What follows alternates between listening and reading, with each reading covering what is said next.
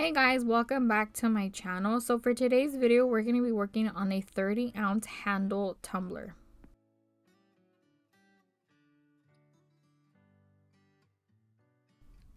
I did sand this tumbler off camera because we are going to be doing a little bit of spray paint and glitter on the bottom. For the top, we're going to be using this patterned vinyl. To cut the slits, all I did was measure the top of where the handle is, which is about a little, maybe like 1.25 inches, a little over an inch. And I just cut a very small slit, just enough for the handle to fit in between the vinyl. And for the other side, all I did was fold my vinyl piece in half and cut the slits. When you cut the slits for the handle, make sure you don't do them that deep or that far because you will be able to see the seam. You just want to make sure you get the slits just enough to cover the inner part of like the handle, if that makes sense.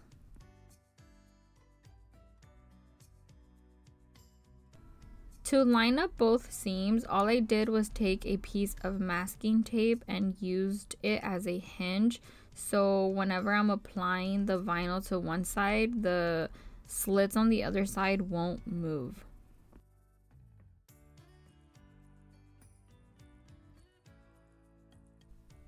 When applying the vinyl, you do not want to remove the backing. You want to cut off maybe an inch or so to use it as a hinge. And I like to place my tumbler upside down so I can get a straight line when I'm applying the vinyl. And for the slits, you might need to cut off just a tiny bit. Not too much, but enough so it can hug the handle properly. If you get any air bubbles, you can just pop them with the tip of your craft knife and just squeegee them out as much as you can.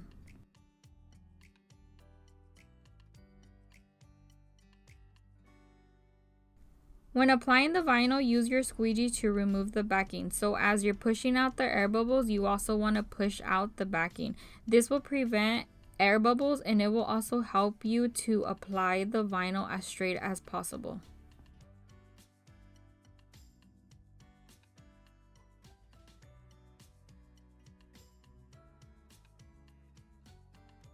Once you're done applying the vinyl to the cup, you want to remove the backing. Do not remove all of it, just so you can have better control of where you're still applying the vinyl, because you have to still cut out the rest of the slit for the handle. I like to leave more than an inch so I have better control. And then I take my craft knife, just be careful not to cut yourself. And I like to go right up against the handle and just cut down. And I did this for both sides, and all I had to do was cut inside of the handle, just maybe like less than a centimeter, just so the vinyl is not on the actual handle. And I used my squeegee to flatten that out.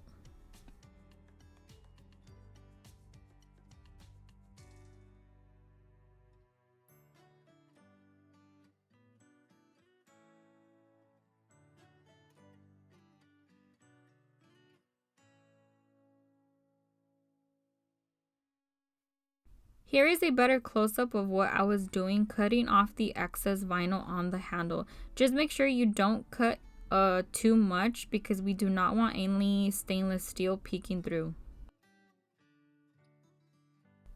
So now I'm just taking my edge trimmer to the top of the cup and I am cutting out just maybe like less than a centimeter or a little more over a centimeter. I'm very bad at measurements, okay? Do not judge me. But you want to cut this because I am going to be glittering the top of this as well.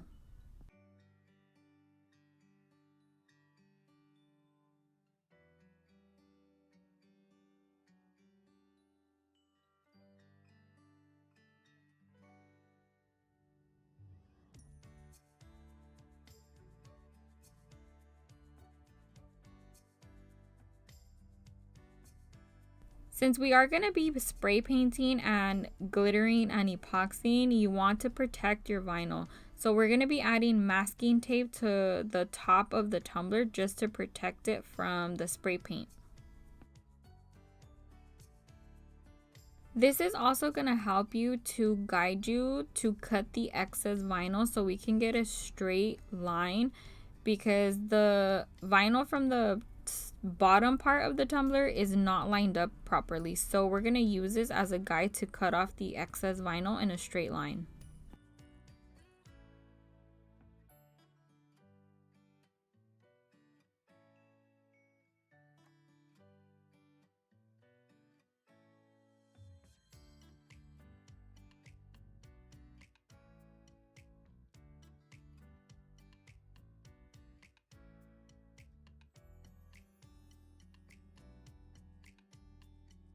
I did spray paint this off camera.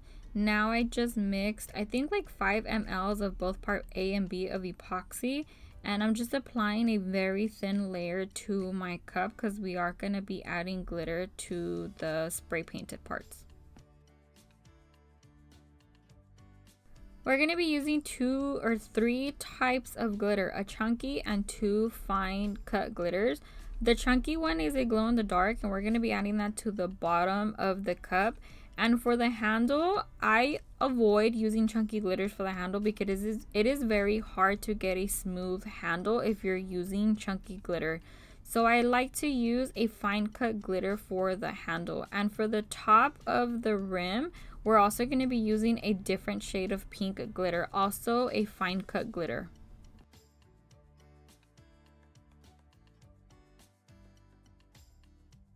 When you're doing the handle, make sure you get the inside of the handle as well. It can be very easy to miss since it is hard to see, but you just want to tilt the cup in many different ways just so you could get a proper coverage with the glitter.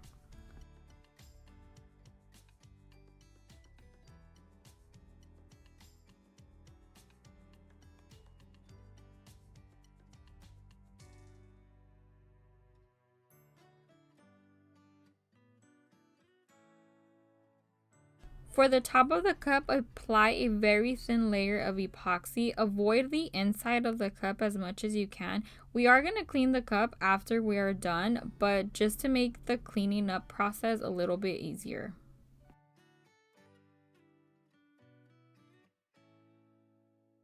For the top of the cup, I also went in with a hotter pink shade of glitter.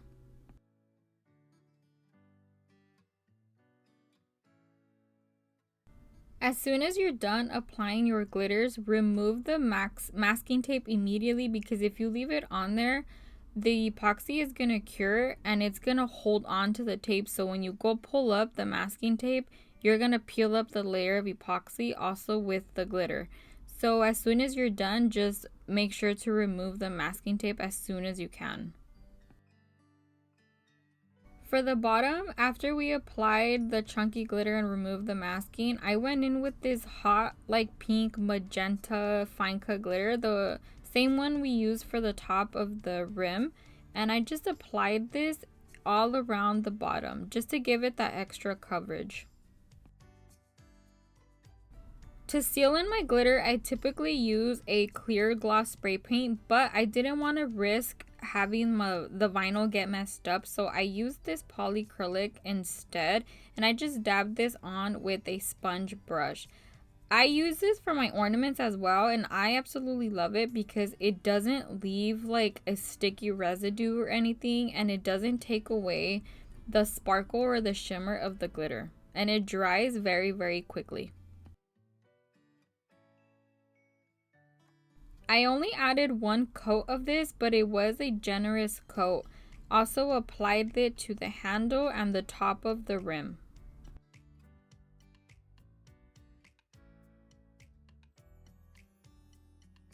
I let that dry for about 10 to 20 minutes, and once it completely dried, I started on my first layer of epoxy. I did 20 mLs of both part A and B, so a total of 40 mLs. This is a 30-ounce cup, so it typically does take more epoxy than your regular average 20-ounce. When I'm working with a tumbler that has a handle, I like to do the handle first and I add a generous amount of epoxy and then I move on with the rest of the cup. Once I apply the epoxy to the tumbler, I like to let this spin for a couple minutes and then I take my small heat torch gun, whatever it's called, and I like to go around the cup to pop any air bubbles. With these handle tumblers, I learned that the bubbles love to accumulate in the handle, like the inside part of the handle.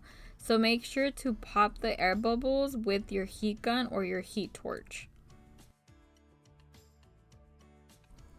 So I let that spin overnight and I came back to it the next day, and I just like to touch and feel around the cup to see if I can still feel the glitter. And since I did a pretty heavy coat, I wasn't able to feel the glitter. So now we're going to be applying our decal. I cut this out with my Cricut and I used KRAFTY vinyl for all 3 different colors except for the black.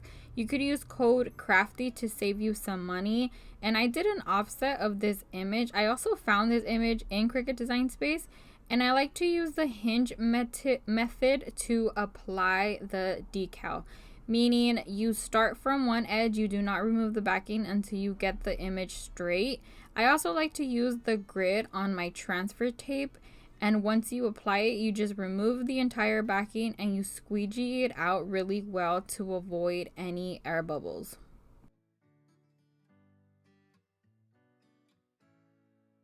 For the seam where the glitter and patterned vinyl meet, I took a square in Cricut Design Space and I just sized it to, I think for the height it was 11.0 or 10.0, I don't remember, and for the width it was 0.2. For the top of the tumbler I did the 0.2. For the bottom of the tumbler I think I did 0.3 or 4. You can always leave the tumbler as is, but I always like to add a piece of vinyl because I feel like it gives it a much cleaner look between the patterned vinyl or whatever vinyl you're using and the glitter.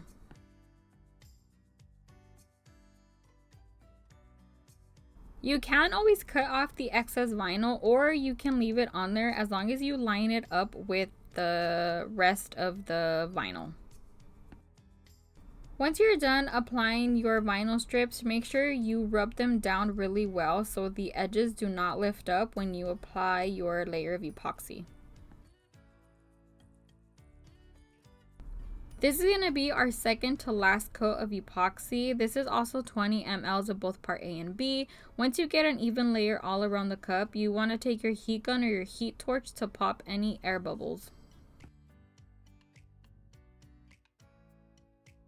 You want to let that spin for about 6 to 8 hours depending on the type of brand of epoxy you're using and the temperature in your room.